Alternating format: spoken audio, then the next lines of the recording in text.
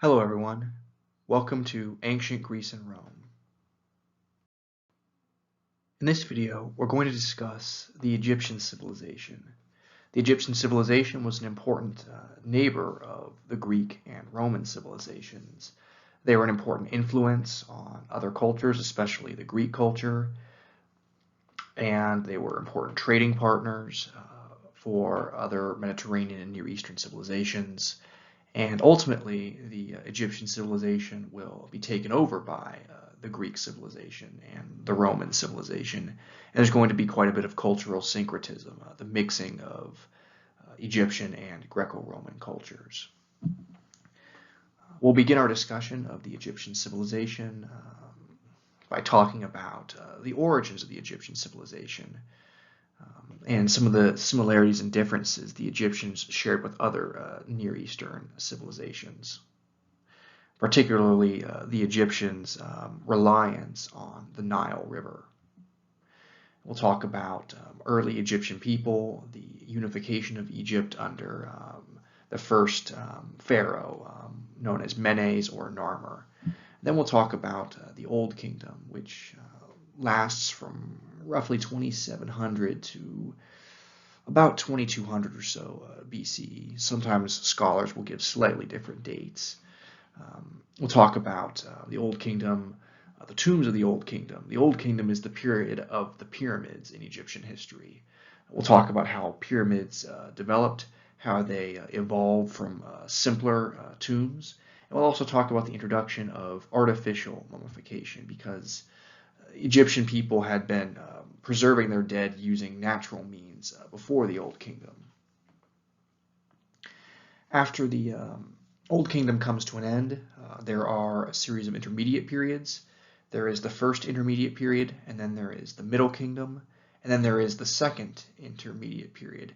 And during the Middle Kingdom and these intermediate periods, the Egyptians have more contact with other civilizations. And we'll talk about how the Egyptians related to other civilizations, how they got along with them, their military exploits, their diplomatic affairs. And then we'll talk about the New Kingdom in Egyptian history. And the New Kingdom, which lasts from the 1500s to about the 1000s BCE, is really a golden age in Egyptian history. It's the peak of the Egyptian civilization in terms of its cultural sophistication, in terms of its military and diplomatic power, in terms of its influence. And a lot of the most famous Egyptian leaders, people like Ramses, King Tutankhamun, they live during the New Kingdom. And we'll examine some of the temples and tombs made during the New Kingdom, and we'll also look at examples of some mummies from the New Kingdom as well.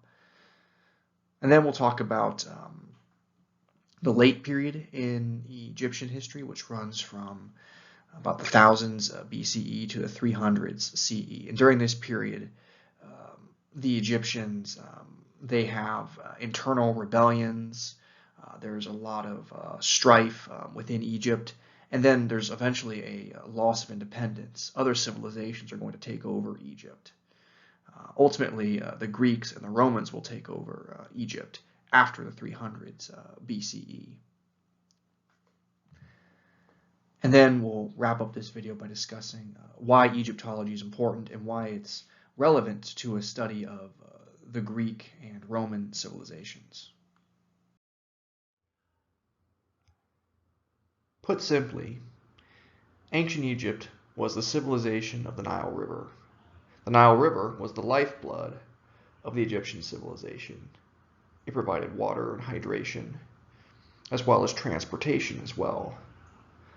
The Nile River would flood, but its floods were far more predictable than the floods of the Tigris and the Euphrates rivers in Mesopotamia.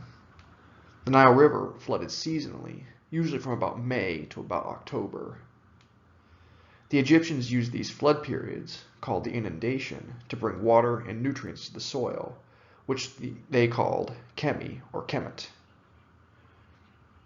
Agriculture was easier for the Egyptians than it was for the Mesopotamians, allowing them to put more time into building larger, more extravagant monumental architecture, especially temples and tombs. Egypt was divided into two regions, Upper Southern Egypt and Lower Northern Egypt, seen here on this map. Upper Egypt, Lower Egypt. It can be confusing to some people because Lower Egypt is in the north and Upper Egypt is in the south if you're using a north-oriented map. Lower Egypt is dominated by the Nile Delta region, as the Nile River widens and dumps into the Mediterranean Sea. Upper Egypt is significantly drier and possesses stone cliffs close to the riverbanks. The Nile River also possesses a series of rapids called cataracts, seen here in the top left, which make traversing the Nile River more difficult as travelers sail southward upriver towards the source of the Nile River in what is now present-day Uganda. Egyptian cultural territory tapered off around Abu Simbel, shown here, after which the Nubian civilization began. Although, during the New Kingdom, at the height of ancient Egypt's power, the Egyptians expanded briefly south of Abu Simbel. Before we continue, I want to discuss pre-dynastic Egypt, or prehistoric Egypt. That is, what life was like in Egypt before the development of writing. Archaeologists and historians have to work together here because there's no written records from this period, but they generally think that the average Egyptian in the pre-dynastic period lived in a small community or small village along the Nile River, and that these small communities and villages were eventually consolidated into the kingdoms of Upper and Lower Egypt, which would be reunited later, beginning the Old Kingdom period in Egyptian history. Pre-dynastic Egyptians would have practiced agriculture and probably traveled by boat up and down the Nile River. We think they had boats because we found boat figurines in their graves. They probably also traded with other cultures in Africa and the Near East. Based on material culture, we found artifacts from other parts of the world in their burial sites, and even tattoos on their mummified remains show animals and objects from other parts of the world, all of which would suggest that pre-dynastic Egyptians, even though they lived in these small communities, they had contact with other parts of the world. On the subject of burial, pre-dynastic Egyptians would have buried their dead in the dry desert sands and would have basically practiced a form of natural mummification. There is some debate, of course, about whether the pre-dynastic Egyptians were attempting to preserve the bodies of their dead using the dry desert sands, or if the pre-dynastic Egyptians just discovered mummification by accident. But we'll discuss mummification throughout this video. Many people think that the pre-dynastic Egyptians believed in an afterlife, just like later Egyptians, and they think this because the pre-dynastic Egyptians typically buried their dead with grave goods, things like pottery, jewelry, flints, sometimes even food, things that the deceased could use in the afterlife.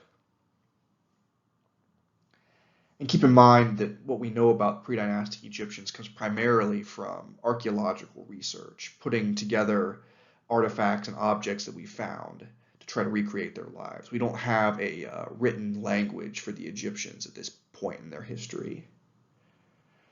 And generally, the most significant archaeological finds of pre-dynastic Egyptian life come from about the 3000s, about the mid-3000s to be exact, from what is known as the Gerza culture. Now on this slide, we see images of a female figurine found at a pre-dynastic Egyptian site. It's believed to be of a goddess of some kind, you can see here. And also this is a pot, an example of ceramic work that has been decorated as well. This is the Gebelite man. He's an example of a pre-dynastic Egyptian mummy. We believe he lived around the year 3400 BCE, and that he died in his early 20s from a stab wound in the back. He was buried with a variety of grave goods, including pottery, some jewelry, and flints and other grave goods. The Ghibelline man's grave shows a culture that is transitioning away from the Neolithic, from the Stone Age, and moving into the beginnings of the Copper Age, or the use of copper technology. The Ghibelline man was buried in the fetal position. A lot of the mummies and other human remains from this period are buried in a similar posture, the fetal position, perhaps because a person enters life in this position and they leave life in this position as well, sort of poetic. Both male and female mummies have been found from this period. Typically, they're buried with grave goods. Something that's interesting about the Ghibelline man is he probably had red hair in life. It's possible he was not from Egypt. He may have migrated there from someplace else. It's hard to say for sure, being that we don't have a lot of really any written texts from the Egyptians during this period. Another interesting thing about the Ghibelline man as well is he has tattoos. He has tattoos particularly of a Barbary sheep, or a sheep that lives in North Africa. So perhaps he came from North Africa or someplace to the north. It's also possible that the Egyptians were trading with people from North Africa, and that's what inspired the Ghibelline to have that tattoo in life. Below the image of the Ghibelline man, you can see a boat model. This is a boat model found in a similar burial site. This model suggests that the Egyptians had access to boats and that they used boats to travel up and down the Nile. This palette depicts Menes, the legendary first pharaoh of Egypt. Menes is a somewhat mythic figure, similar to Romulus of the ancient Roman civilization. Archaeologists do not agree on whether Menes was a historical person or if he was perhaps a mythical composite of multiple figures. These palettes show Menes defeating his enemies and uniting the kingdom of Egypt. He's shown here wearing the crown of Upper Egypt, and on the other side of the palette he's shown wearing the crown of Lower Egypt, to signify that he ruled both realms. He attacks his enemies and crushes them with a club. He is also portrayed with Horus, the falcon god who represents the pharaohs. Egyptian historians linked the Egyptian dynasties, of which there were over 30, all the way back to Menes, who, if he was in fact a real person, probably lived around the year 3100 BCE.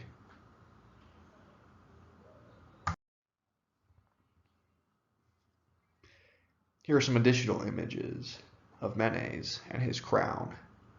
Here's the crown of Upper Egypt. Here's the crown of Lower Egypt. Here's the double crown worn by later pharaohs to symbolize the uniting of Upper and Lower Egypt. This is thought to be a bust of Menes.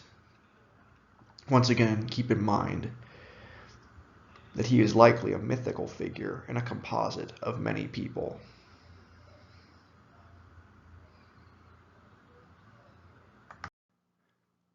Now we'll discuss the Old Kingdom in ancient Egyptian history, which lasted from roughly the 2700s to about 2200 or so BCE. And during this 500-ish year period, Egyptian society was defined by the construction of these monumental tombs, pyramids, and similar funerary architecture. We generally think that the pyramids, like the great pyramids at Giza, they evolved from smaller tombs called mastabas, which were small, sort of single-level tombs.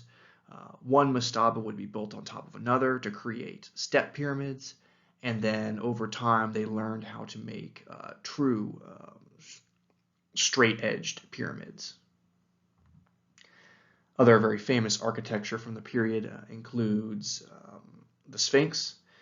The Sphinx was probably made about the 2500s BCE, and contrary to popular opinion, the nose of the Sphinx was not knocked off by cannon fire from Napoleon Bonaparte's troops when they invaded Egypt in the late 1700s. It appears from sources that the Sphinx had lost its nose for at least a century before then.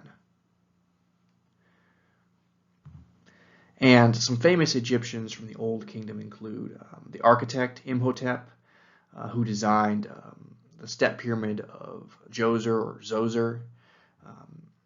Others include Queen Hetepheres, who was the mother of the pharaoh Khufu, and the pharaoh Khufu was the one who commissioned the construction of the Great Pyramid at Giza, the largest of all of the pyramids.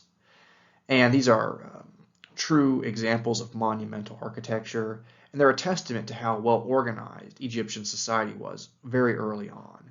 They had enough resource surpluses that they could move away from just focusing on food production, and they could be building these large tombs, which would have required a lot of labor. It would have taken a lot of people to cut out these stones, move them up and down the Nile River, and then assemble them in the shape of a pyramid. So it shows social stratification as well. There's going to be wealthy pharaohs who are being supported by poorer people, peasants who are building these works of monumental architecture for them. So resource surpluses, social stratification. This architecture is a sign of a very sophisticated civilization very early on in Egyptian history. The first tomb we'll talk about in the Old Kingdom is the mastaba. And the word mastaba actually comes from the Arabic word for bench, because the tomb sort of looks like a bench. As you can see from these slides, the Egyptians probably called these tombs the House of Stability or the House of Eternity. The idea being that this was going to be a house for the deceased where they would live in the afterlife. And these tombs are flat-roofed with one or more burial shafts where the deceased would be interred, and other things like grave goods would be buried with them. Mastabas could also be built in complexes with a large mastaba for the pharaoh or for the wealthy Egyptian, and then much smaller mastabas built around the periphery of the site for the pharaoh's attendants, for his warriors, for his servants. And there's significant evidence that human sacrifice took place in the Old Kingdom of Egypt, that when the pharaoh or royal died, his attendants, his warriors, his servants would go with him to death. They would be killed and then be buried alongside their pharaoh. And other ancient civilizations, like the Sumerians, practice a similar type of human sacrifice where they would bury people to serve their deceased leaders. Thankfully, this practice died out in Egyptian society, and later Egyptians would instead bury their deceased with figurines, and these figurines would come alive in the afterlife to serve the dead, so they weren't having to have other people buried with their honored dead anymore. Some archaeologists think that mastabas form the basis of the first pyramids. They think that Egyptians, early on in the Old Kingdom, built a series of mastabas on top of each other, which would eventually evolve into pyramids later in the period. Here are some diagrams of the step pyramids, namely the step pyramid of Djoser, which was designed by Imhotep, mentioned previously.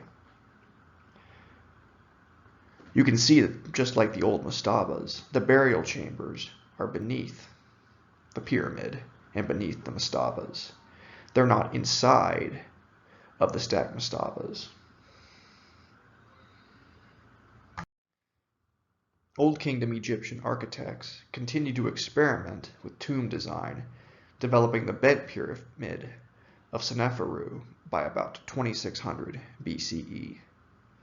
As you can see here, the burial chamber of the bent pyramid is within the pyramid itself. It's not beneath the pyramid, as was the case with the step pyramids shown on the previous slide.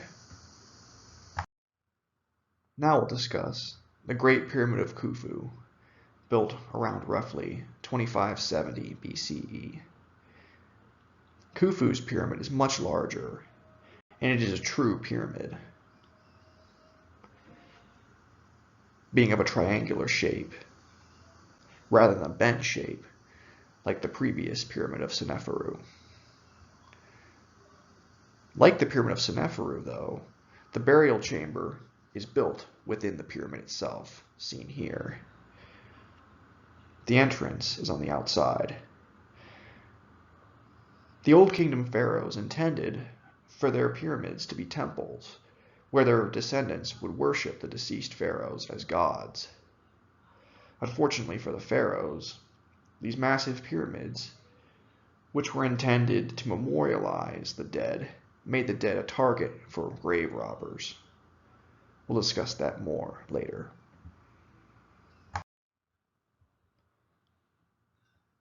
The Egyptians of the Old Kingdom, in addition to building monumental tombs, also made other types of artwork. They made sculptures and they made wall paintings, two-dimensional art. The art of the Old Kingdom is simple compared to the artwork of later kingdoms, but there are some continuities that can be seen in Old Kingdom art that will persist throughout ancient Egyptian history, namely Egyptian 2D artists' preference for portraying their subjects in profile form, that is, from the side. There are not many examples of ancient Egyptian artwork that portray their subjects looking back at the viewer. The few examples that we have found are from much later, after the Old Kingdom, during a period in which ancient Egypt no longer had its independence.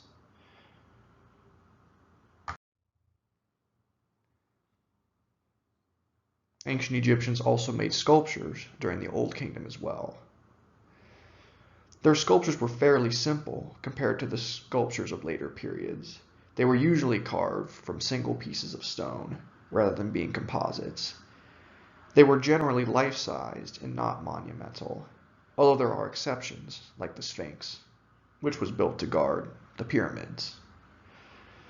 The physical features are simple and stylized. They're fairly static. They don't contain the kind of detail and movement that you would see in, for example, Greco-Roman sculpture, or even Egyptian sculpture of later periods. Subjects are usually posed with one foot forward, as seen here and here. This pose will be popular in later periods, but is iconic in the Old Kingdom. The ancient Egyptians developed a writing system during the Old Kingdom as well. The Egyptian writing system consisted of pictograms called hieroglyphics. Unlike the Mesopotamian civilizations, which phased out their pictographic systems, the Egyptians kept their hieroglyphics in use, especially for religious purposes, as late as the 400s of the Common Era, during the Roman period. Over time, the Egyptians did develop simpler scripts, like hieratic and demotic, as seen in the Rosetta Stone here on the right.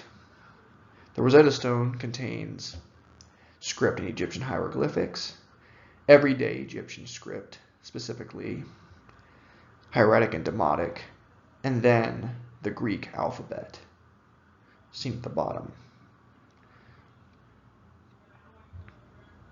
By the way, the Rosetta Stone is from the 100s to 200s BCE, during Greek rule of Egypt. The Egyptians' choice to preserve their hieroglyphic writing system highlights the continuity of their civilization and their culture's emphasis on religion and spirituality. Hieroglyphics were translated in the 1820s by Jean-Francois Champollion after the discovery of the Rosetta Stone during the Napoleonic Wars, which were fought between France and Great Britain, partially in Egypt. Champollion used the Greek alphabet to decode the meaning of the hieroglyphics. Now we'll discuss the ancient Egyptian religion. For the most part, ancient Egypt, from the Old Kingdom through the New Kingdom and even into the Roman period, was a polytheistic society. They worshipped a large pantheon of gods and goddesses, but there were several goddesses and gods that were very important to the Egyptians and received particular emphasis in their religion. Most of these gods were developed during the Old Kingdom and would continue to be worshipped for thousands of years. One of the most important of these gods was Ra, the sun god, shown at center left, and here as well. Ra is portrayed with the sun over his body, and he's also portrayed with the head of a falcon. The falcon, remember, was a symbol of the pharaoh. The Egyptians also worshipped Amun, the sky god, who is often portrayed with blue skin because he represents the sky. They also worshipped Osiris, god of the dead, who was represented with green skin as a sign of his mummification, as you can see here on the right. They also worshipped Anubis, the god of mummification, who had the head of a jackal. We're not entirely sure why Anubis, the god of mummification, was represented with the head of a jackal, but some archaeologists think this may have been because desert jackals would have fed on the bodies of the dead if they were left unburied. Here you can see Horus with a falcon head. Horus represents the pharaohs, whom the ancient Egyptians worshipped as gods. Some archaeologists think that Old Kingdom artists portrayed these gods as full animals, and that these anthropomorphized images that you see in this slide were not developed until later. But there's disagreement on this point. In addition to worshiping many gods, the ancient Egyptians worshipped many goddesses as well. Some of the most famous goddesses they worshipped included Isis, the goddess of Osiris, who was also the goddess of motherhood, here on the far left. Hathor, the sky goddess, was worshipped as well. She is portrayed with the sun above her head, but also with cattle horns.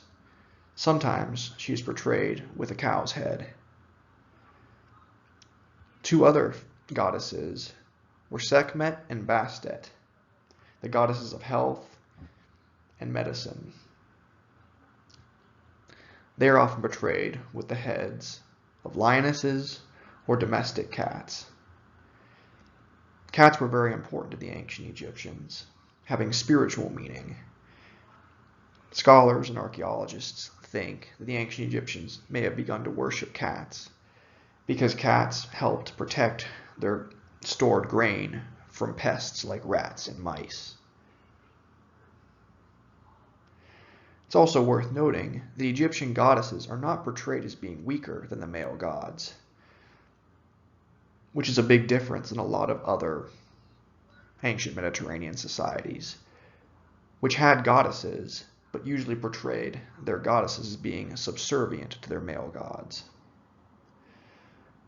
Scholars and archaeologists think this decision to portray ancient Egyptian gods and goddesses on a similar footing may have been because of the comparative gender egalitarianism of ancient Egyptian society, which had several female pharaohs. We'll talk more about these female pharaohs later in the lecture.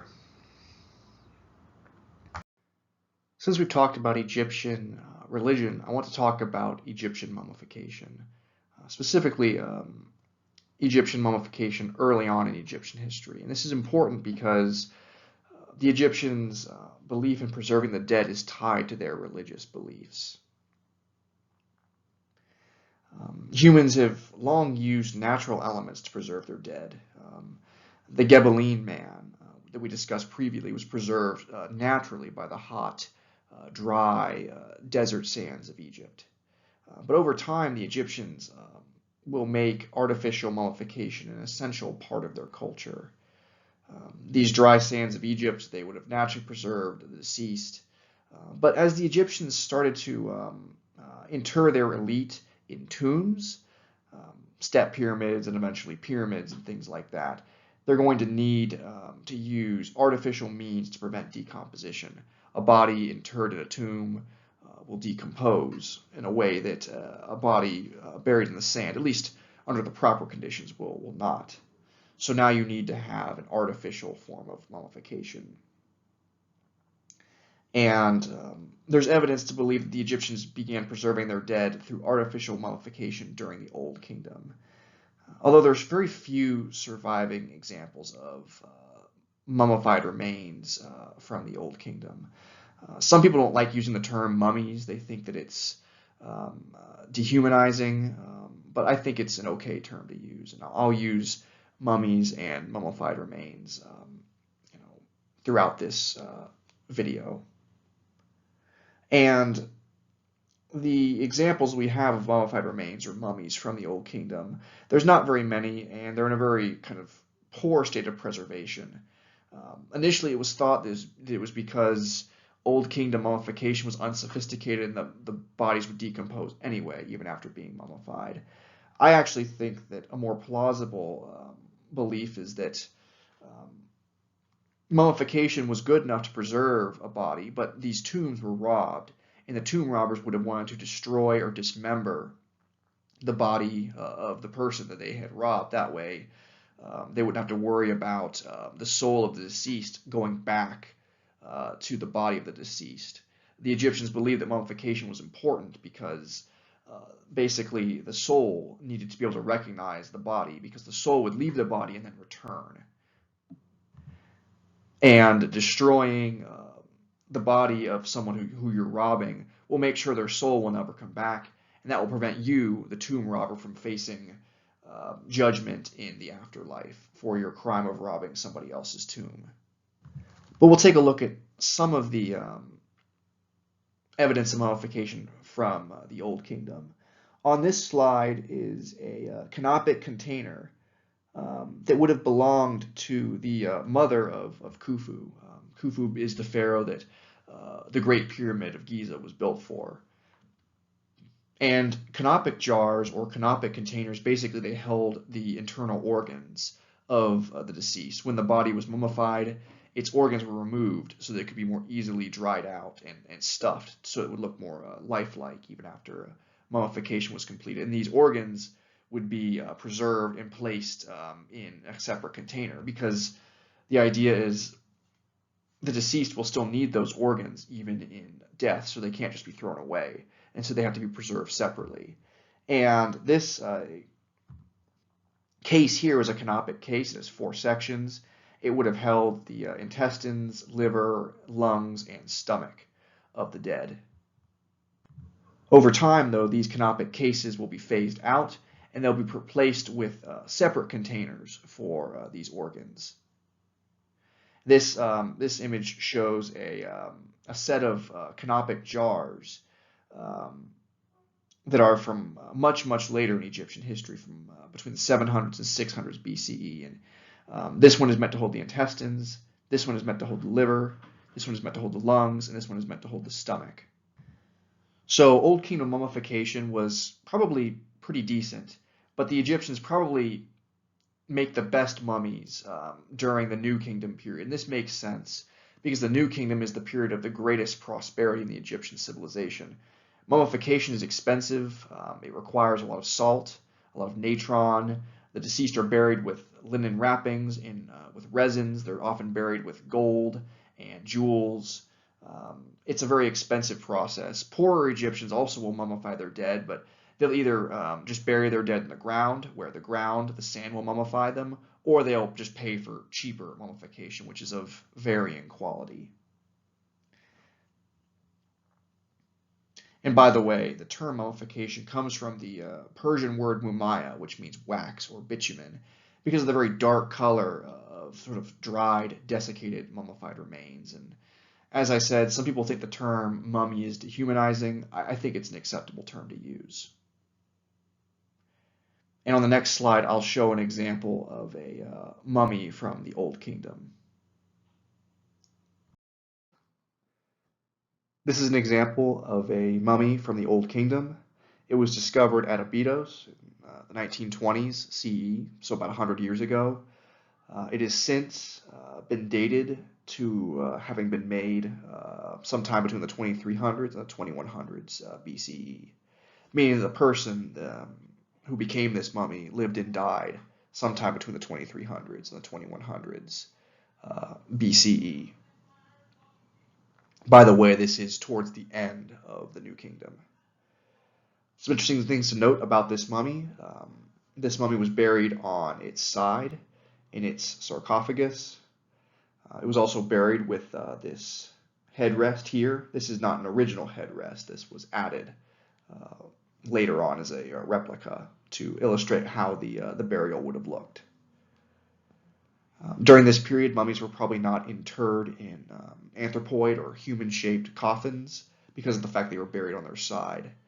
In order to be properly interred in a anthropoid coffin, the deceased would need to be buried in a supine position, that is, lying flat on their back. And mummies are not interred in the supine position until much later in Egyptian history, probably the New Kingdom. The New Kingdom was also when the Egyptians kind of reached their zenith of skill and ability in making mummies. And we'll discuss the general process of mummification, its similarities and how it changed a little bit with time on the next slide. Lastly, this mummy is housed at the Carlos Museum of Emory University in Atlanta, Georgia. This diagram illustrates the basic process by which bodies were artificially mummified in Egypt. Now, there were some variations across time in how mummification was done, in things like how the body was posed, how and under what circumstances the organs were removed. And there would have been variations in the quality of mummification based on how much the family of the deceased was able to pay the embalmers. But the general process is as follows. Embalmers would remove the brain, usually using a hook inserted through the nose. The ancient Egyptians were not aware of what the brain did, so they just removed it. Then the body would be eviscerated, the organs would be removed, they would be placed in canopic jars, as discussed on a previous slide. The exception was the heart. Sometimes the heart was removed and dried and then wrapped up and placed back in the body. This was because the Egyptian religion said that the deceased had to have their heart with them when they died. That way their heart could be weighed to determine if they'd been a good or a bad person in life. Someone with a hard and heavy heart had been a bad person. They would not be allowed to have entrance to eternal paradise, but someone with a soft, light heart, they would be able to enter paradise. People with bad hearts would have their hearts eaten by a alligator-headed monster called the Devourer. Sometimes the heart would also be discarded and would be replaced with an artificial heart that would be put back into the body. But some of these things vary with time. But after the organs have been removed and preserved, the body would then be placed in a vat of salt. Usually it was a salt called natron, and the body would be placed in this salt bath for 40 to 70 days. Sometimes they would also put salt inside of the body cavity of the deceased. After the dehydration process had finished, the body would be washed and anointed with oils, and then it would be wrapped, usually in linen wrappings, and various resins and oils would be applied to the wrappings to help them stick together. And as the body is being wrapped, jewels and amulets designed to protect the deceased on their journey to the afterlife would be placed inside the wrappings. As far as placement of the body goes, initially in the Old Kingdom, they liked to place the dead on their side, but over time the lying flat or supine position became preferred. At some points, the deceased's arms would be crossed, one arm over the other. At other times, maybe just one arm would be over the chest and the other arm would be at the side. And at other points in Egyptian history, sometimes the arms would be completely at the side. So there are some variations with how the body is posed in addition to what is done with the organs.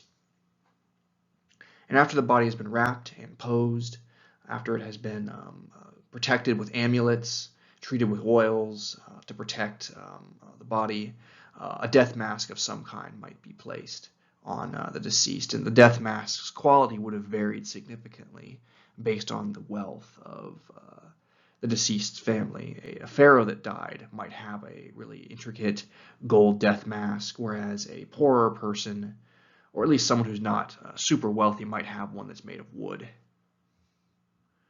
So the general process of artificial mummification involves removal of the organs, desiccation with salt, and then wrapping with textile wrappings of some kind. And then things like how the organs were removed, how the body was posed, and then how the body was adorned. That would have varied across time and then by the wealth of the family of the deceased.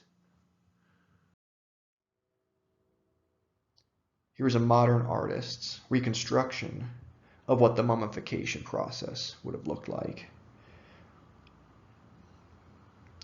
This scene is probably from the New Kingdom, based on the art shown in the image. Mummification, especially of the elite classes, was overseen by the priests because it was an immensely religious process. As was the case in ancient Sumerian society, ancient Egyptian priests usually shaved their heads and beards to distinguish themselves from people of the secular classes. After the mummy had been fully dried and wrapped and decorated with amulets, the priests would then perform what was called the opening of the mouth ceremony. That way, the deceased would be able to see, hear, smell, and taste in the afterlife. These rituals are described in documents like the ancient Egyptian Book of the Dead.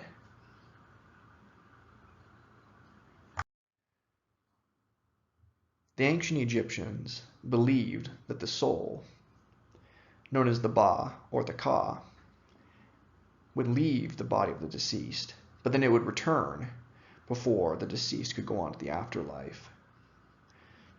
The soul needed to be able to recognize the body of the deceased, which is why the Egyptians practiced mummification.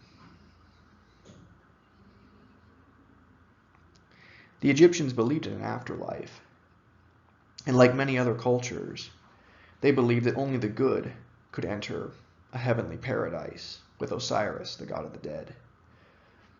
The deceased, guided by Anubis, seen here, would be led before Osiris, and they would have their heart weighed. A person with a light heart could go on to a peaceful and happy afterlife, whereas a person with a heavy heart would be denied entrance to Osiris's court, and their heart would be eaten by the crocodile and lion-headed devourer. This is why ancient Egyptian embalmers removed organs except for the heart, which they kept in the body. Around 2200 BCE, the Old Kingdom came to an end, as the Old Kingdom broke up into smaller realms, namely the realms of Upper Egypt and Lower Egypt. Upper Egypt was ruled from Thebes, and Lower Egypt was ruled from Memphis. During this period, Egypt as a whole experienced a series of very violent civil wars.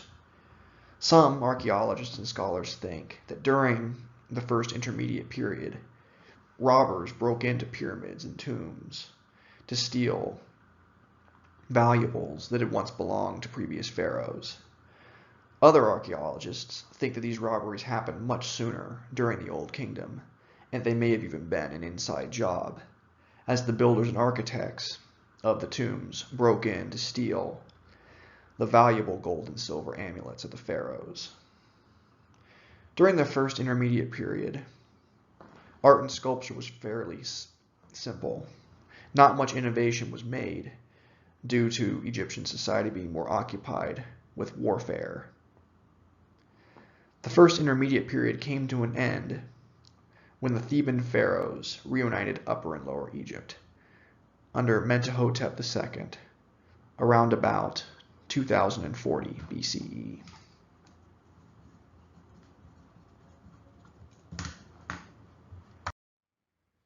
With the reuniting of Upper and Lower Egypt, the Middle Kingdom began. The Middle Kingdom lasted from about 2040 to 1650 BCE. Art, sculpture, and religion did not change much from the Old Kingdom during the Middle Kingdom. 2D art and sculpture was much plainer in the Middle Kingdom than it was in the later New Kingdom, but it was a little bit more colorful and experimental than it had been in the Old Kingdom centuries earlier.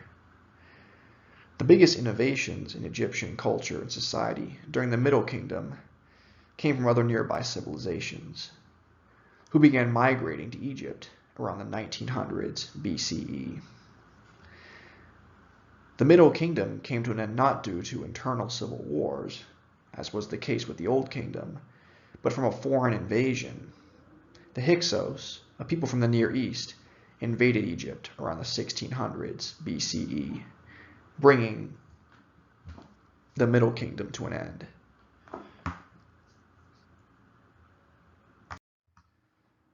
Here are some examples of sculpture from the Middle Kingdom. As you can see, it's still very stylized like Old Kingdom sculpture, but it's a bit more varied.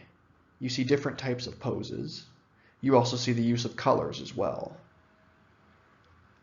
In short, ancient Egyptian sculpture in the Middle Kingdom was evolving, but it had not yet reached its peak. There was more innovation with 2D ancient Egyptian art during the Middle Kingdom.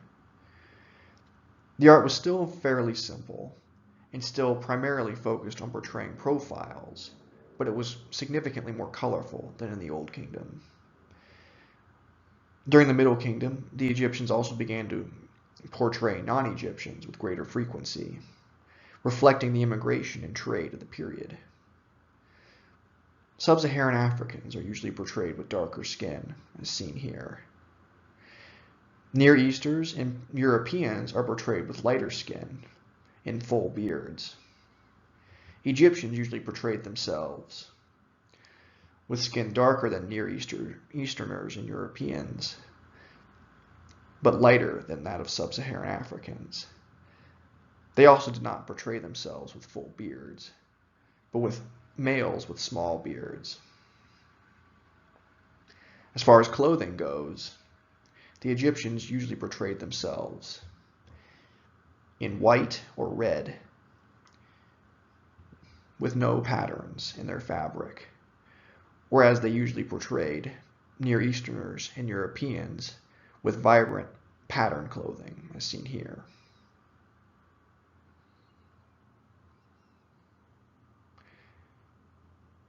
There are images of black Egyptians, sub-Saharan African people dressed in Egyptian clothing and as members of Egyptian society.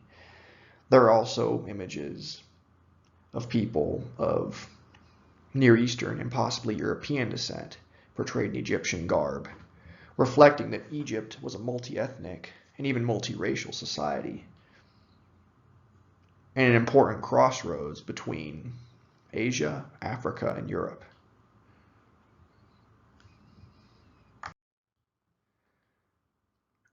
Around the 1650s BCE, a Near Eastern people called the Hyksos invaded Egypt, bringing an end to the Middle Kingdom. The Hyksos were able to defeat the Egyptians and their allies because they had better military technology, specifically chariots, which were very important in ancient warfare, as we discussed in a previous lecture. The Hyksos also relied more on bows and arrows and javelins than the ancient Egyptians did. The ancient Egyptians generally preferred melee weapons like spears and swords. Keep in mind that both the Egyptians and the Hyksos would have been using bronze weapons, as this is still the Bronze Age.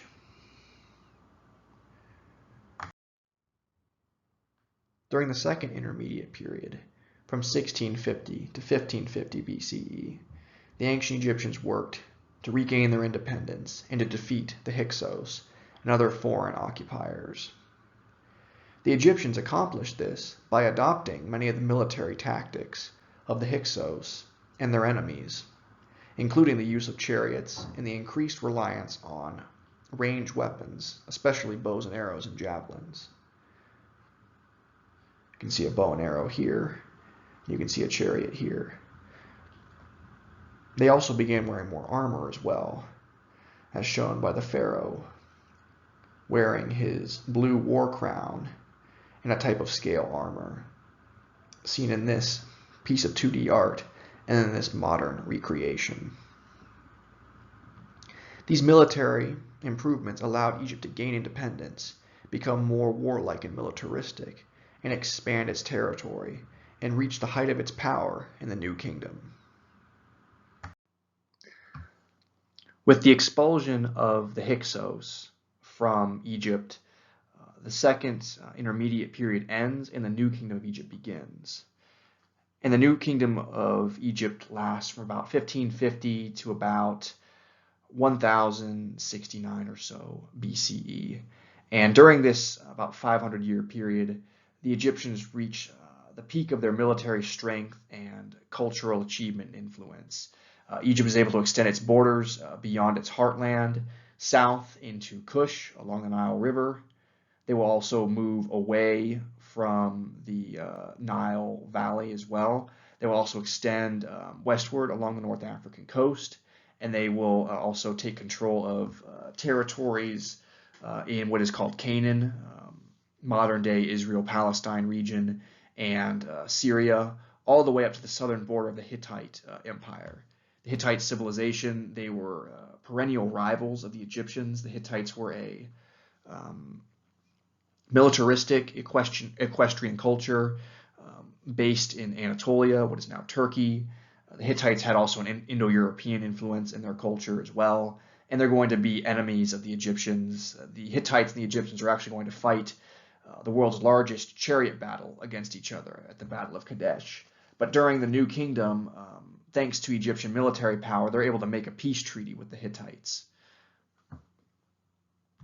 And some of our most famous Egyptian rulers, they lived during the New Kingdom. People like Ramses the Great, who we'll talk about later in this video, Queen Hatshepsut, who will also be discussed, and then King Tutankhamun, or King Tut, as he's more commonly known. And Ramses was a very powerful leader, probably the most powerful of all the Egyptian pharaohs. King Tutankhamun, King Tut, was not nearly as powerful as Ramses. He's just very well known because his tomb was found intact, which was an oddity. During this period, the Egyptians, they don't build pyramids anymore. Pyramids were just not secure enough of a place to inter their honored dead. Instead, they'll start to build these a very elaborate but sort of secret tombs in the Valley of the Kings. And these are subterranean tombs that are dug underground, dug into the walls of this valley. And they're supposed to be more secure than the pyramids, but most of them will be robbed eventually. But they likely remained intact for longer periods. King Tut's tomb was an oddity in the sense that it was not robbed. And Egyptian art, sculpture, and architecture, and the practice of mummification will reach their highest level of sophistication during the New Kingdom.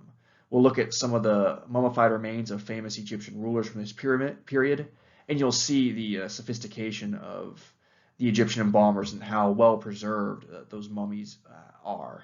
And we'll look at Egyptian art from this period. We'll look at some of their temples. We'll look at their tombs. You'll really get an idea of how powerful and how rich and how sophisticated the Egyptians were in this period. But it does not last forever. About the year 1069 BCE, the New Kingdom comes to an end with the beginning of what is called the Third Intermediate Period. And during the Third Intermediate Period, the Cushites will rebel against the Egyptians. And the Cushites were, we might say, more of a sub-Saharan African people. They would have had darker skin than the average Egyptian, and they had enough of being ruled by the Egyptians. They will actually take over, and they will rule Egypt. And it's a very chaotic time as the Cushites are taking over Egypt. But this intermediate period ends in 664 BCE with the Assyrians basically coming in and invading and taking over Egypt. They will push out the Cushites and they will make Egypt basically their own territory. And Egypt faces a lot of turmoil from the 1000s to the 600s. And it's not the only civilization that's going to have that problem in this region. A lot of older civilizations will have problems during what is called the Bronze Age collapse. The Mycenaean Greeks, they will collapse about that period, about the 1000s BCE, for example. The Egyptians don't collapse so much as they have a rebellion in which there's a lot of chaos within their civilization. And then later in the 600s, they're going to be taken over by a foreign power.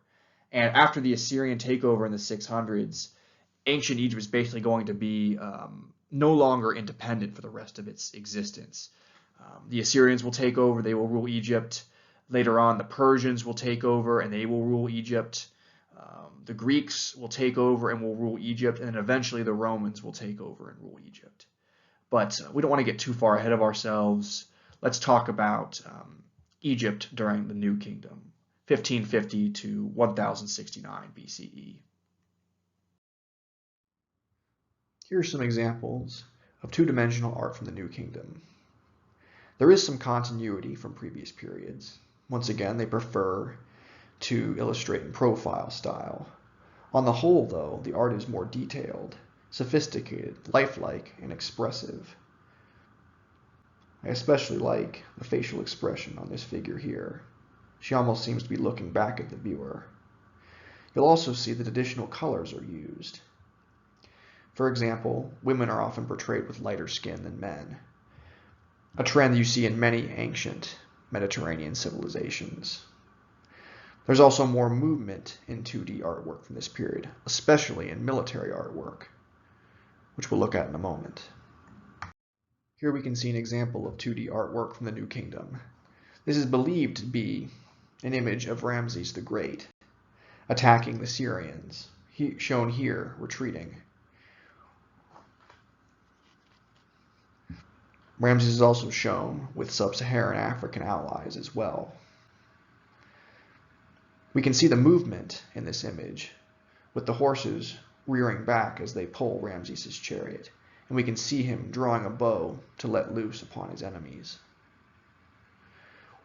We can also see elements of a mosaic here, showing that the Egyptians of the New Kingdom were developing artistic techniques used by other ancient Mediterranean civilizations.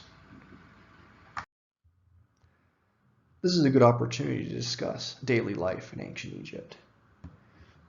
Everyday life for the average Egyptian would not have changed very much from the Old Kingdom to the New Kingdom, although there would have been periods of less stability and interruption during the intermediate periods. The average ancient Egyptian, like his or her compatriots in Mesopotamia, would have been involved in agricultural labor, seen here. The ancient Egyptians grew wheat and a variety of fruits and vegetables in the Nile River Valley, planting after the inundation and harvesting before the floodwaters came. The ancient Egyptians would store their grain. They would pay taxes to the pharaohs and to the priests, and they would take some of the grain for themselves to make bread. The ancient Egyptians also used grains to make beer as well, as did other ancient Near Eastern civilizations. The ancient Egyptians also had a sweet tooth. They liked to eat dates, shown here, and they also kept bees for making honey. Consequently, the mummified remains of ancient Egyptians, especially from the upper classes, show significant signs of tooth decay from a diet rich in sweet foods, but also because the ancient Egyptians may have unwittingly added sand to their flour as they ground their wheat. While we're on the subject of daily life in ancient Egypt, I want to talk about ancient Egyptian medical and scientific knowledge. We generally believe that ancient Egyptians had very sophisticated medical knowledge and infrastructure by the standards of the day, and that ancient Egyptian physicians, that is, doctors and nurses, were regarded as being some of the best in the ancient world. The Egyptians knew about diseases, they had a good understanding of human anatomy by the standards of the period, obviously. They also had knowledge of surgical procedures and even of preventing infections through things like hygiene. It's possible that mummification helped them understand more about the human body, how basic human anatomy worked, how to conduct certain types of surgical procedures, and how to prevent infection or decomposition. And all of this they would have sort of learned through mummification and then brought that into their knowledge of living people. There's also strong evidence to indicate that both men and women practiced medicine in ancient Egypt, serving as both doctors and nurses, and that ancient Egyptian medical practitioners also even specialized in certain types of the body or certain types of medicine, a lot like specialists do today. Physicians had high status in Egyptian society. They were generally viewed on the same level as priests. And they were expected to study religion and spirituality as well. Even as the ancient Egyptians understood certain elements of human anatomy and human physiology, they ultimately believed that diseases were caused by spiritual forces, and that their medical treatments and procedures were as much spiritual as they were scientific. And the Egyptians recorded their discoveries and their treatments on papyrus scrolls, and then Greek and Roman scholars would visit Egypt and study these Egyptian texts and talk with Egyptian physicians, taking these bits of knowledge they got from the Egyptians back to the Greek and Roman civilizations. Ancient Egyptian society was highly stratified and was dependent on the labor of both its agricultural peasant classes as well as slaves. Some archaeologists and scholars think that the Egyptians' wars, particularly in the New Kingdom, may have been inspired by a desire to capture people who would be turned into slaves, as seen in this relief here. Upper-class Egyptians, like the vizier and the nobles, lived fairly well in ancient Egyptian society. They ate well, in some cases, ate to the point of developing diseases like heart disease and diabetes, as seen by their mummified remains. They also had parties where they listened to music and danced. At these parties, they often wore oil-based ointment on their heads, which would melt in the heat but would make their hair luscious and soft. Ancient Egyptian men and women often wore makeup around their eyes called kohl. Archaeologists think they may have done this to ward off bugs and flies that would have flown into their eyes. Ancient Egyptian men and women, especially in the upper classes, often wore wigs as well. Some ancient Egyptians, particularly of the priestly class, shaved their heads to separate themselves from Egyptians of the secular classes. Ancient Egyptians also preferred to wear white clothing without patterns, although they often wore pleats in their clothing as a form of decoration. The Egyptians usually associated patterned textiles with foreign civilizations.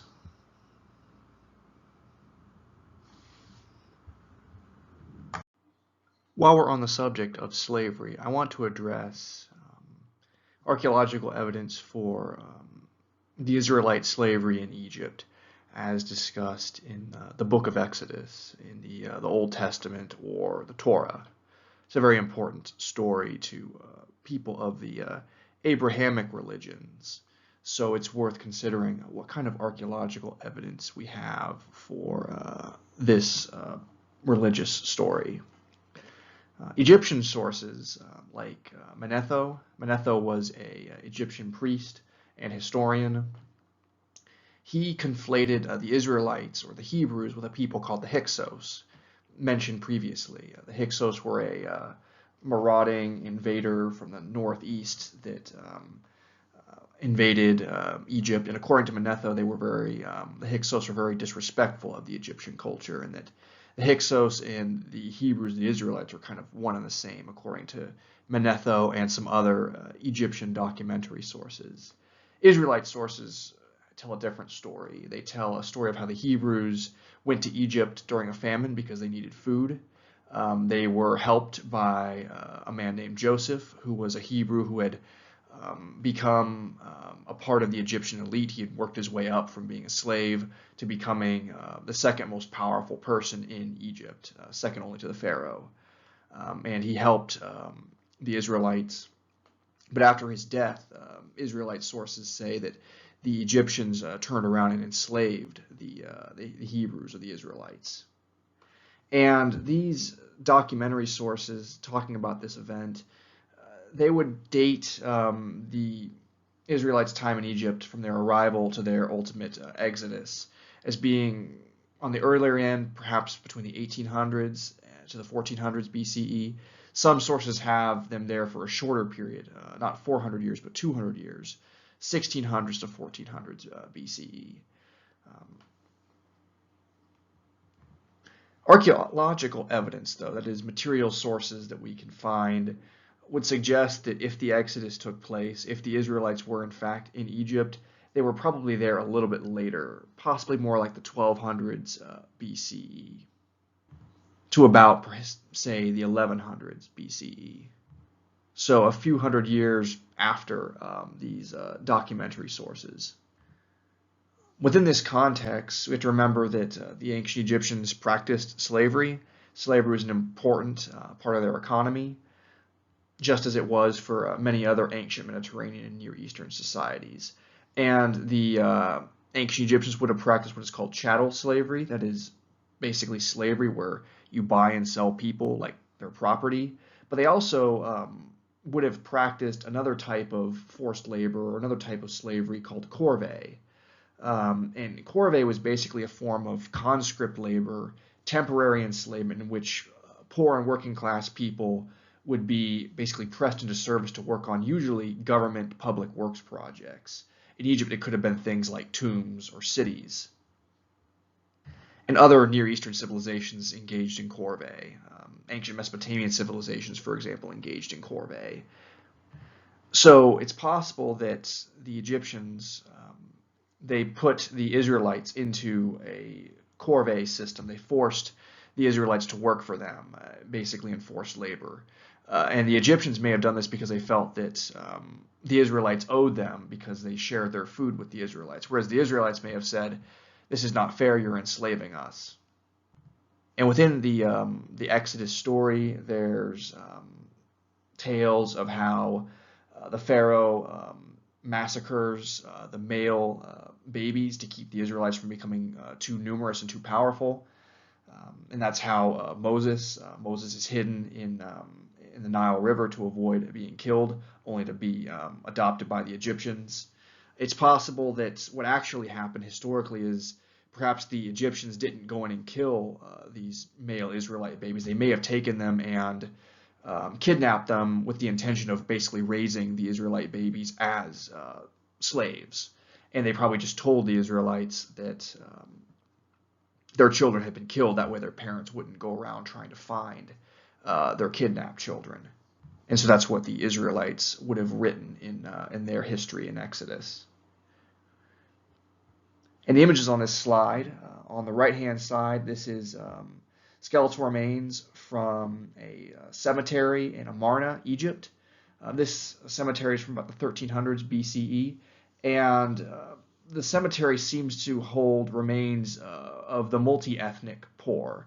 Not all of the people that are buried in this cemetery are Egyptian. They appear to be from other cultures, and it's possible that some of the people that are buried there are Israelites. And many of those that are buried there are children and adolescents, so it's perhaps people who were taken as children at a very young age and enslaved, and then they died from overwork and abuse. A lot of the remains show evidence of very hard lives, very poor nutrition, the kind of lives that slaves would have lived.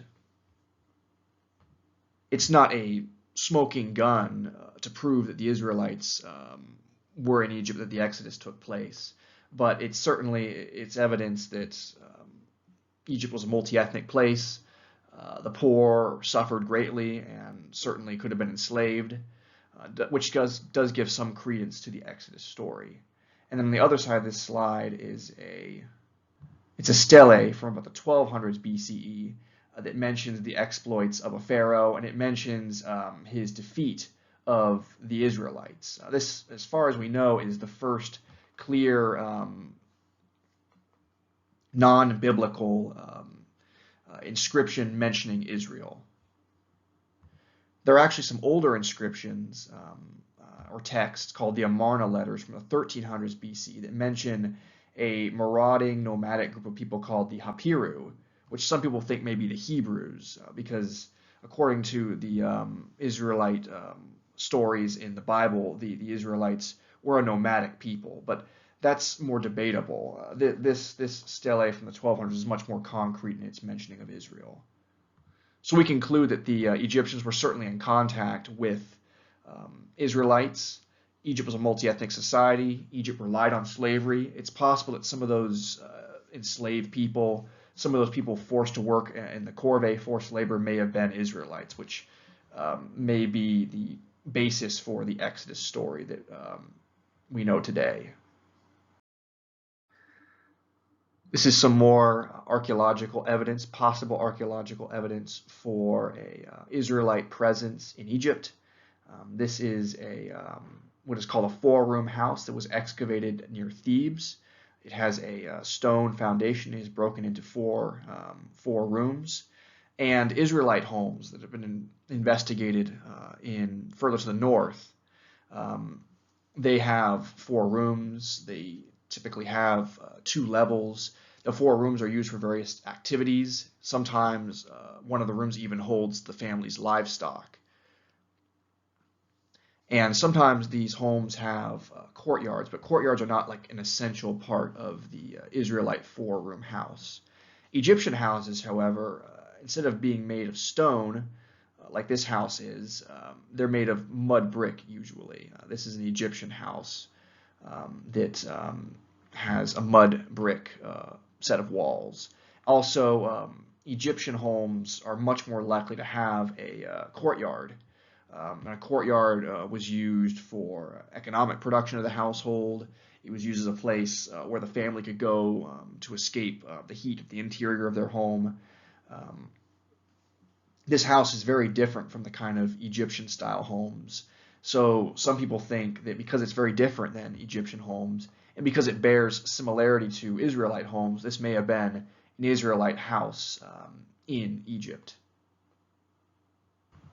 Again, it's not a smoking gun confirming the story of the Exodus, but it does provide some archaeological basis for the Exodus story. It seems that there were perhaps some Israelite people living in Egypt, which makes sense because Egypt had people of other ethnicities living within its territory.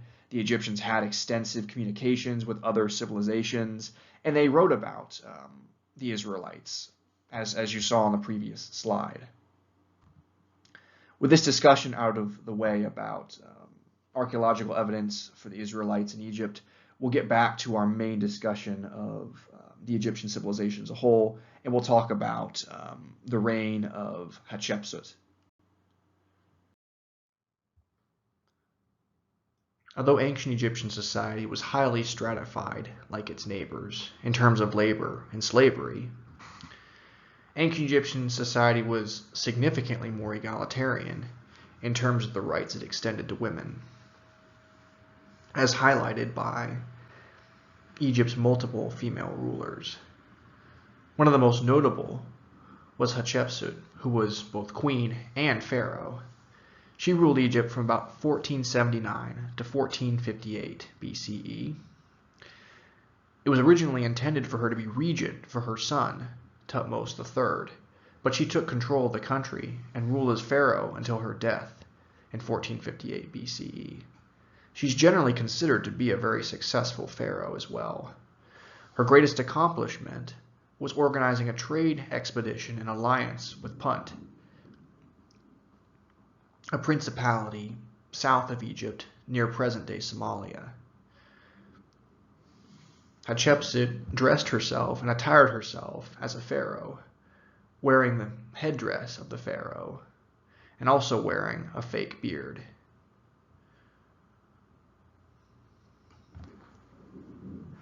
Archaeologists thought they found her mummy, but recent findings have cast doubt on their initial conclusion. Once again, Hatshepsut was one of many important female rulers in Egypt. Egypt was a patriarchal society, but it also gave women quite a bit more rights and quite a bit more freedom than many of its neighbors. An image of her possible mummy will be on the next slide.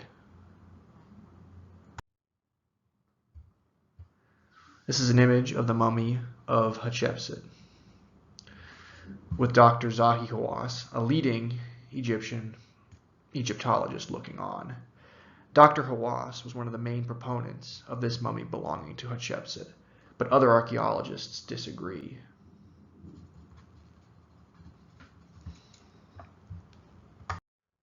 Here are some other important women who were rulers in ancient Egypt. On the left is Nefertiti, wife of Pharaoh Akhenaten, and a possible mother of King Tutankhamun. Her possible but not confirmed mummy will be shown on the next slide. This famous bust of Hatshepsut shows her wearing the crown, specifically the war crown of the pharaoh, suggesting that she may have briefly ruled as a pharaoh. On the right is Queen T, the mother of Akhenaten and one of King Tut's grandmothers. Her mummy, which has been confirmed, will be displayed on the next slide as well.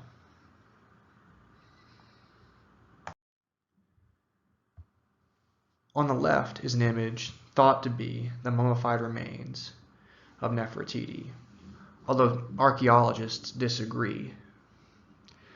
The mummy shows significant signs of both pre-mortem and post-mortem damage, including a blow to the face and to the chest.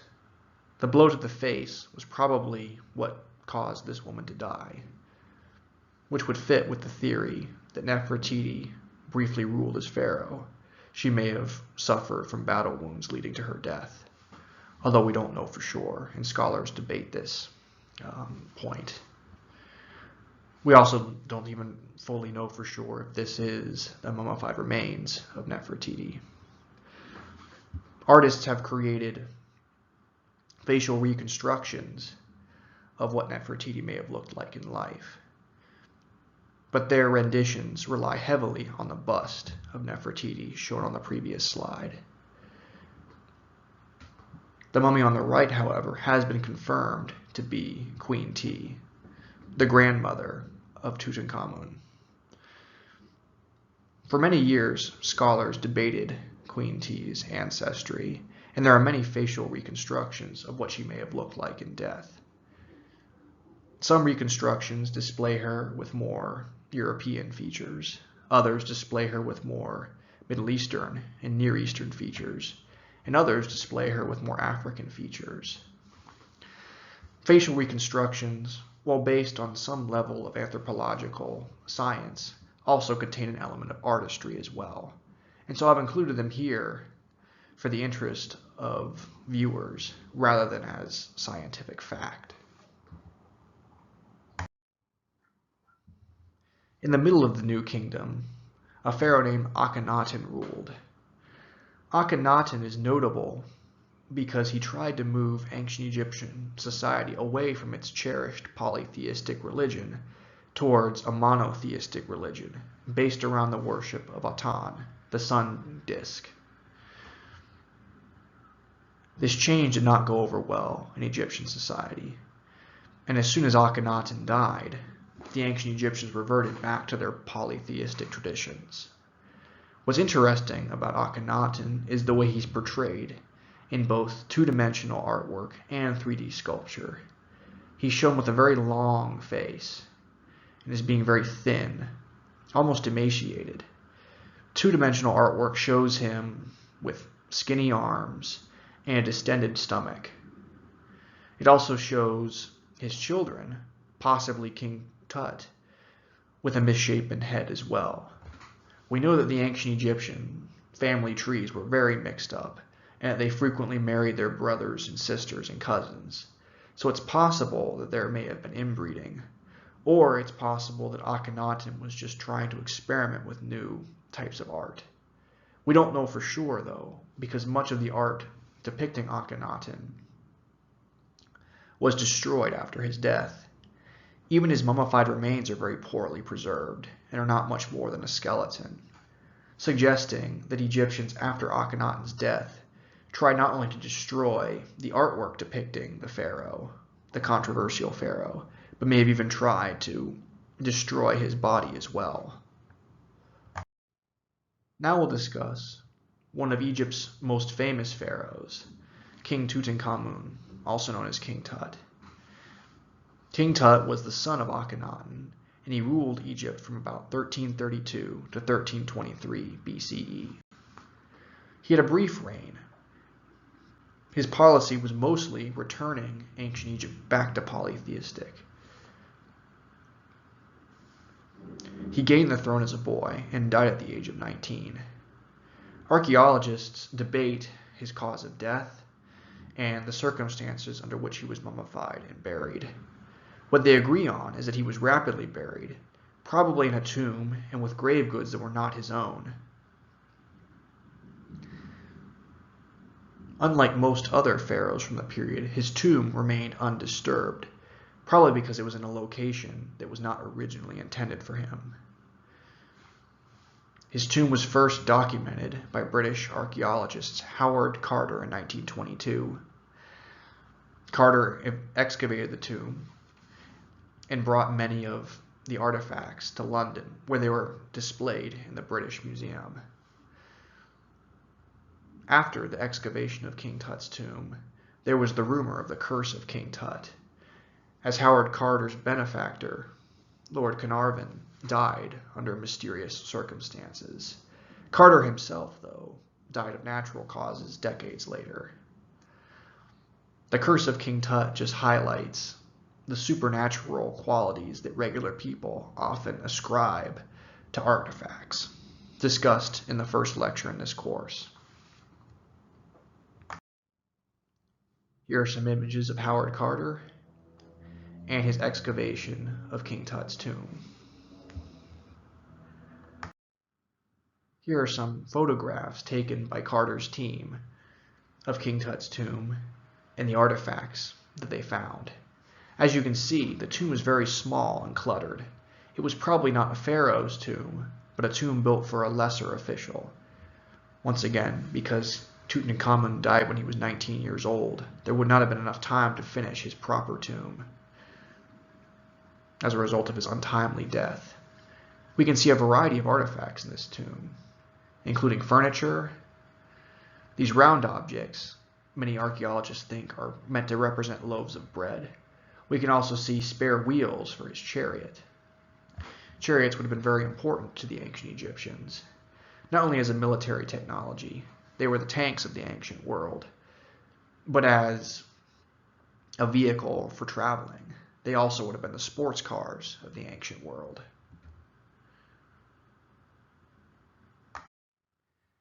Here are some images of Tutankhamun's iconic death mask and sarcophagi. As you can see, they're covered in gold, but some scholars think that they were not originally intended for Tutankhamun's use. They think they may have been composites that were rapidly put together to accommodate his burial. King Tut's mummy will be shown on the next slide. King Tutankhamun's mummy showed signs of both pre-mortem injuries and post-mortem damage. Scientists disagree on King Tut's cause of death. They've postulated a variety of theories: assassination, a chariot accident, combat wounds, even diseases, possibly even an impacted wisdom tooth that became infected. Personally, I think a chariot accident or combat wounds make the most sense, being that ancient Egypt at the time was at war with other civilizations. We should also keep in mind, though, that King Tut had a series of other congenital disorders, much like his father Akhenaten, that would have made his life very difficult. He may have had a club foot, for example, that would have prevented him from walking normally. This may have made him less balanced, which may have caused him to fall off his chariot, or may have made him more vulnerable in combat as well. King Tut's remains toured the world and were seen in many countries, but they have since been repatriated to the Egyptian nation, and they've been reinterred in his tomb. Scientists have also done a facial reconstruction of King Tut, what he may have looked like. I think this is probably a more reliable facial reconstruction than the ones shown on previous slides. They show that he has an elongated head, perhaps like his father Akhenaten. The facial reconstructions of other parts of his body also show that he had issues like a club foot, for example. Anyway, we'll continue on now. We'll continue by discussing more of the artifacts in King Tut's tomb. Here you can see one of his chariots that he was buried with. It's covered in gold, very befitting of a pharaoh. By the way, gold was actually not the most valuable of all metals to the ancient Egyptians. Silver was. The ancient Egyptians had access to gold, easier access to gold than silver. Hence, silver was more valuable in their society. On the right are shabtis. Shabtis were figurines that were buried with later pharaohs during the New Kingdom, and they were symbolized to come alive as servants to serve the pharaoh in death, much more humane and preferable than human sacrificial victims. On the right here is another image of King Tut's grave goods. Once again, we see furniture, items meant to represent food, chairs, and chariot wheels, highlighting that the pharaoh probably liked riding chariots and wanted to be able to use them even in death. Here are some examples of artwork, two-dimensional artwork in King Tut's tomb. The artwork in his tomb is pretty good. It's not as good as other artwork from the period, once again highlighting that his death happened in an untimely manner, and there was not enough time to properly prepare for the pharaoh's burial. Having talked about King Tut and his tomb and his burial, I also want to discuss New Kingdom monumental architecture as a whole, or New Kingdom monumental architecture, specifically their tombs. King Tut's tomb is not typical for the tomb of a pharaoh. It's much smaller. The art is not as good, it's not as sophisticated as you would see on other pharaohs' tombs. It just highlights that his burial was rushed because he died very suddenly at a very young age, and he was not given the burial befitting of a pharaoh. On this slide, however, I'm showing images from what is called KV7, or Valley of the Kings, Tomb 7, and this is the tomb of Ramses the Great, one of the most famous New Kingdom pharaohs, one of the most powerful pharaohs, and he has a tomb that's very befitting of a pharaoh, especially a powerful pharaoh. And the Egyptians, they built these Valley of the Kings tombs for a variety of reasons. One of the reasons was these tombs were isolated, they would be more secure. Eventually, though, they're going to be broken into as well. People will find ways, even other Egyptians will find ways to break into these tombs to steal all of the goods and artifacts that the pharaohs were buried with. And many of these tombs were robbed. KV7, Ramses' tomb, was robbed. King Tut's tomb was not robbed because it was so small, it kind of went unnoticed. It was also deep sort of at the base of the valley floor. It got covered in a lot of other debris. It basically got forgotten about. But a tomb belonging to someone like Ramses the Great, who was very unforgettable, his tomb was robbed.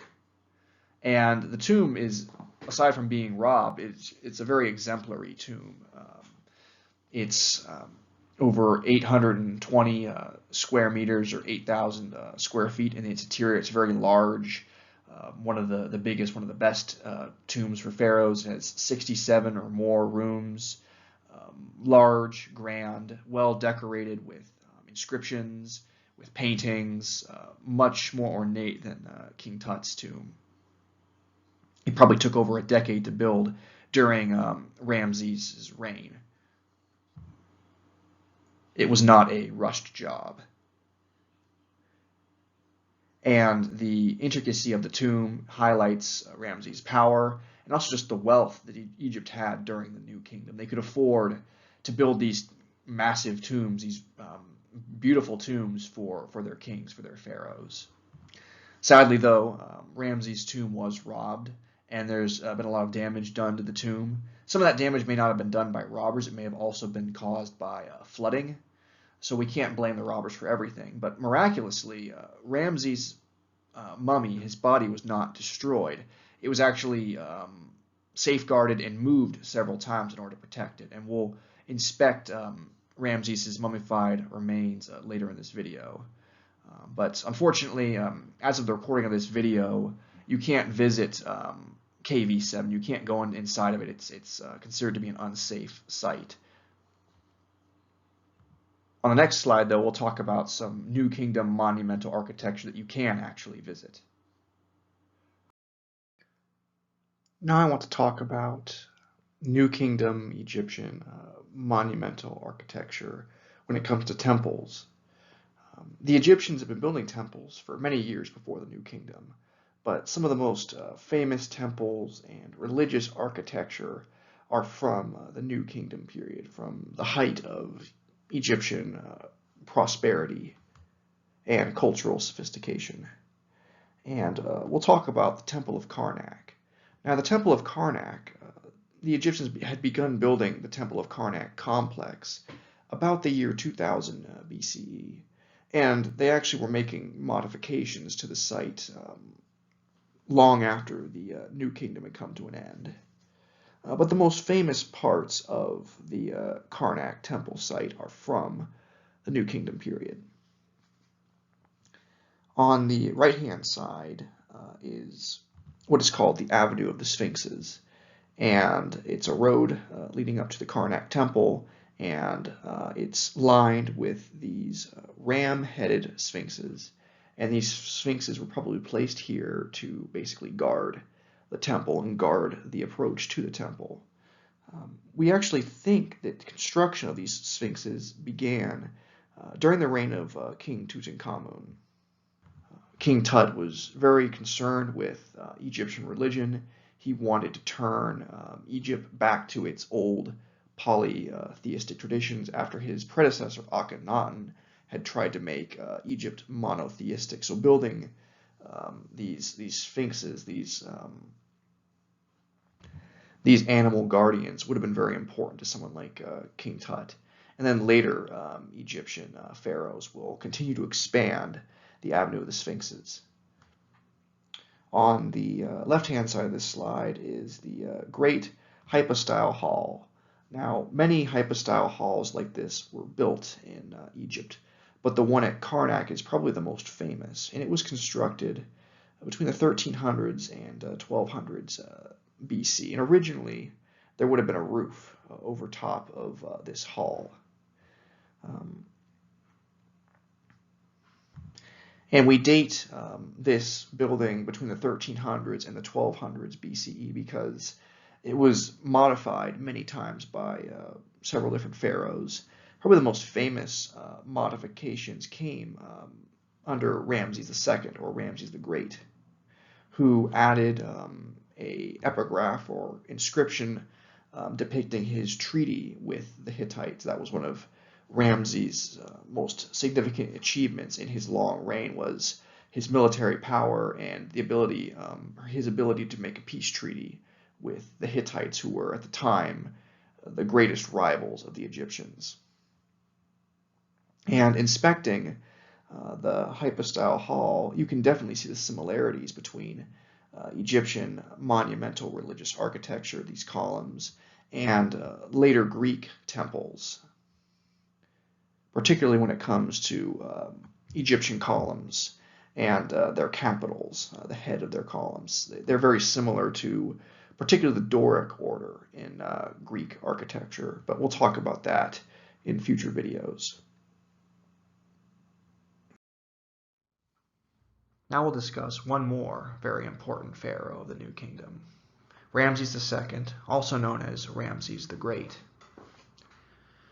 Ramses ruled from 1279 to 1213 BCE, over 66 years.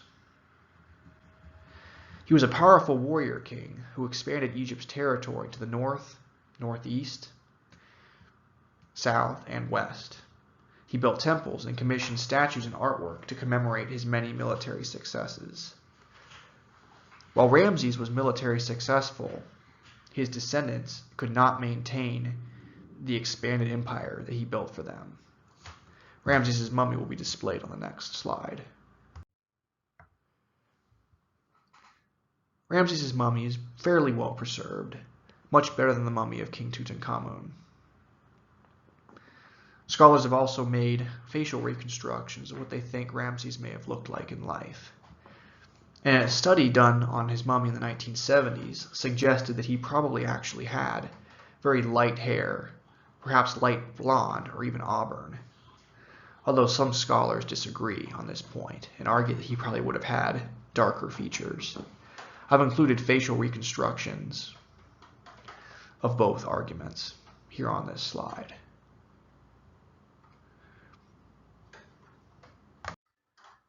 Because of his numerous military exploits, Ramses the Great has been portrayed in popular culture. He was the subject of Percy Shelley's poem Ozymandias. Ozymandias is a Greek spelling of Ramses. It is also thought that Ramses was the pharaoh who ruled Egypt at the time of the Israelites' legendary flight from Egypt after their 400-year period of enslavement. Archaeologists and scholars debate whether the ancient Israelites' time in Egypt occurred or whether it was a mythical event. Either way, this story highlights the fame that Ramses achieved.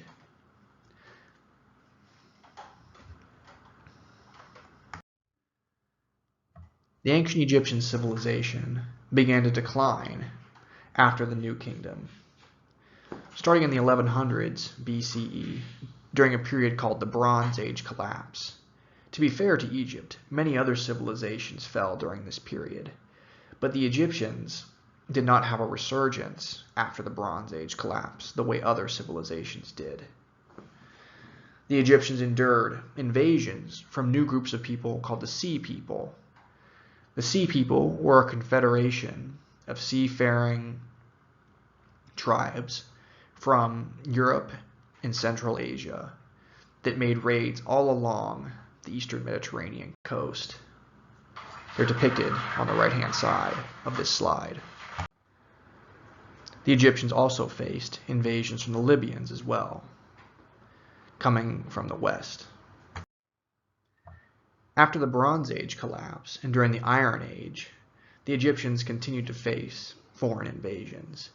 They dealt with invasions from the Assyrians and the Babylonians and the Achaemenid Empire from the 700s through the 500s and even as late as the 300s BCE. Egypt's period of independence had come to an end.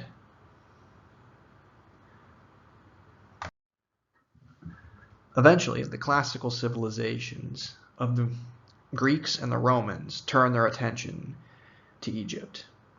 The Hellenistic Greeks, under Alexander the Great, invaded Egypt in 332 BCE, defeating the Achaemenid Persians in the image at left. The Egyptians welcomed the Greeks as liberators. Unlike other foreign conquerors, the Greeks adopted many additional elements of Egyptian culture and religion, even calling themselves pharaohs. The Achaemenids did this as well, but they did it in a much more cynical way. The Egyptians appreciated how Alexander and the Greeks adopted elements of their culture and felt that the Greeks were much more sincere in their adoption of Egyptian religion and Egyptian culture. Alexander the Great commissioned the construction of Alexandria around 331 BCE. It was meant to be a port city in the Nile Delta. Later on, Alexandria would have the Pharos Lighthouse from about 284 to 246 BCE, shown in the middle. Alexander the Great liked Egyptian culture so much that he had himself buried in the city of Alexandria around 323 BCE. Alexander's general, Ptolemy, and his descendants ruled Egypt until the Romans took over about 300 years later. The most famous Ptolemy was Cleopatra VII, the last Egyptian pharaoh that was official. Some of the Romans refer to themselves as pharaohs, but most scholars consider the dynasty of the pharaohs to have come to an end with Cleopatra VII.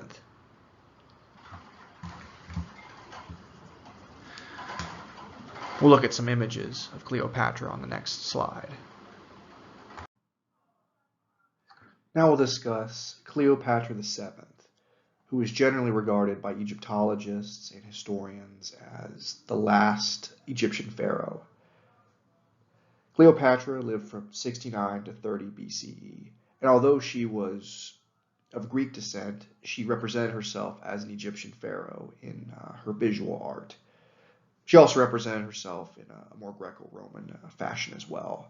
It's also believed that Cleopatra was the only Ptolemy ruler that could actually speak the Egyptian language, which is very interesting. Cleopatra had relationships with important Roman leaders like Julius Caesar and Mark Antony in order to make alliances with the rapidly expanding Roman Republic, which was extending its territorial holdings across the Mediterranean at the time.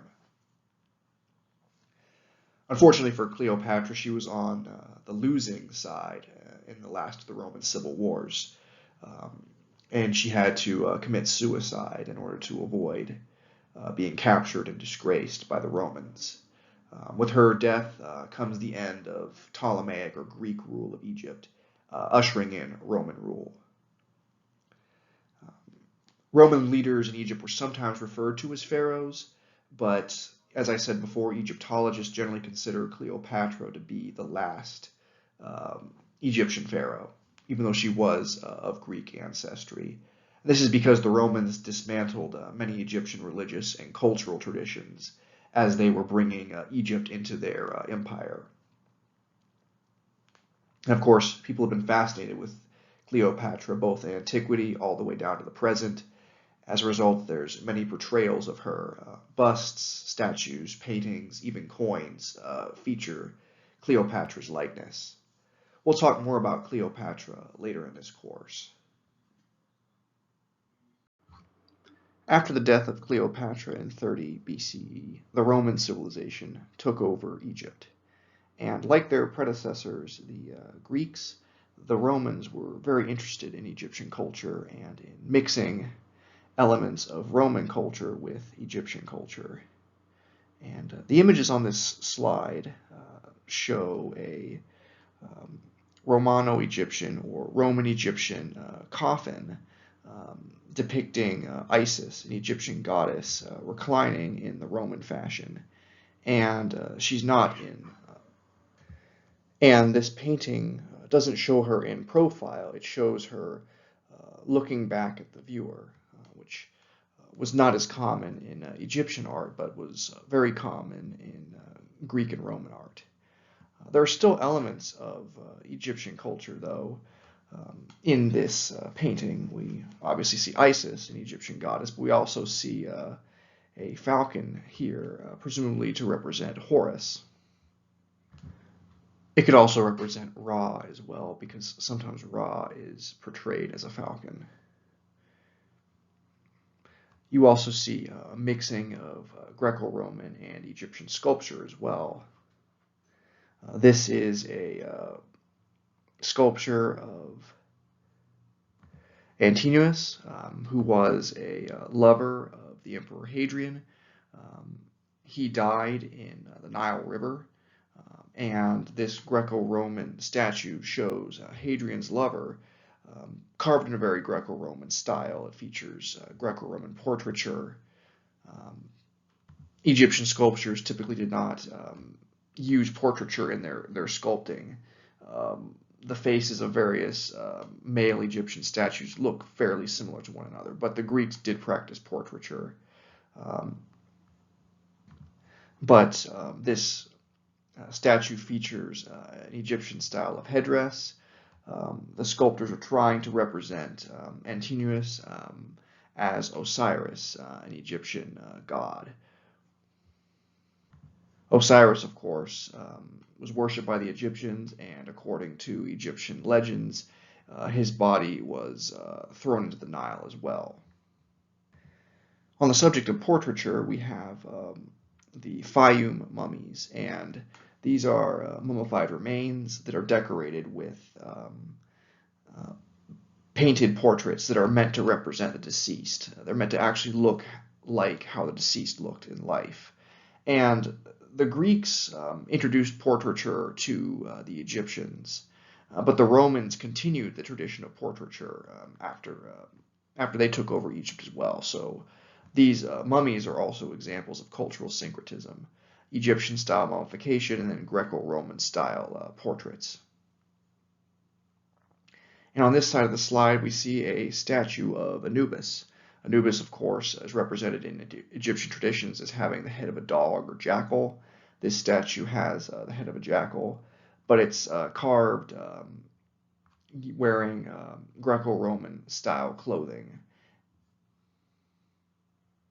not Egyptian style clothing. So this statue shows cultural syncretism between the Egyptian religion, Anubis, and then the Greco-Roman traditions, especially Greco-Roman traditions of fashion. So you see a lot of mixing of Egyptian and Roman cultures during the Roman rule in Egypt. Conclusion.